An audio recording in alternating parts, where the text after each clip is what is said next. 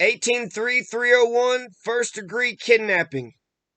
18.3.301 first degree kidnapping. This comes out of Title 18 of the Criminal Code of Colorado. Number 1, any person who does any of the following acts with the intent thereby to force the victim or any other person to make any concession or give up anything of value in order to secure a release of a person under the offender's actual or apparent control commits first-degree kidnapping. A, forcibly seizes and carries any person from one place to another. Or B, entices or persuades any person to go from one place to another. Or C, imprisons or forcibly secretes any person. S-C-C-R-E-T-E-S, secretes. Number 2, whoever commits first-degree kidnapping is guilty of a Class 1 felony.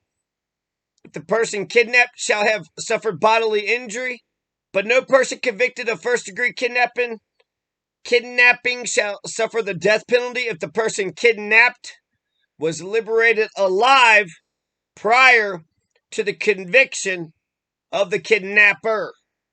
3, whoever commits first-degree kidnapping commits a Class 2 felony if prior to his conviction the person kidnapped was liberated unharmed.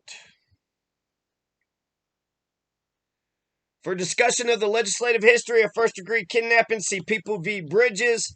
Section not vague. The kidnapping statutes, by using words such as seize and imprison to define the offenses, are not so vague that men of common intelligence and understanding are required to guess as to their application. People v. Cardwell, 1973.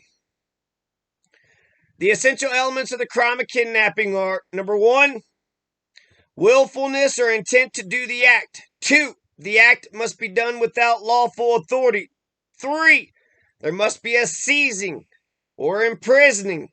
And 4, the act must be done against the victim's will by means of force or otherwise.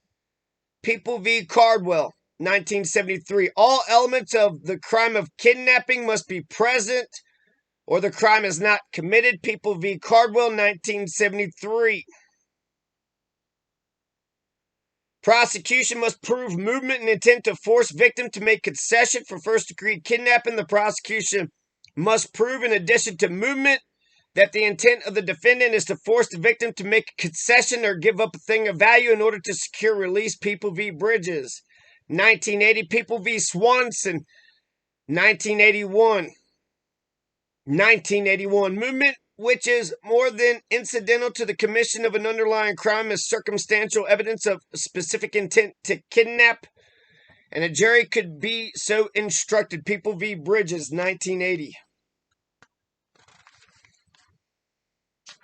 So, yeah, don't think you're coming into Colorado going to do goddamn first-degree kidnapping. You're not going to do first-degree kidnapping. You're not going to do second-degree kidnapping. You're not going to do false imprisonment. You're not going to do false imprisonment. You're not going to do violation of custody order or order relating to parental responsibilities. But for our second-degree kidnapping, 18.3.302. All right, Colorado? Don't do second-degree kidnapping and don't do first-degree kidnapping. We'll do second-degree kidnapping coming up, but don't do any kinds of kidnapping. No kinds of kidnapping. Okay?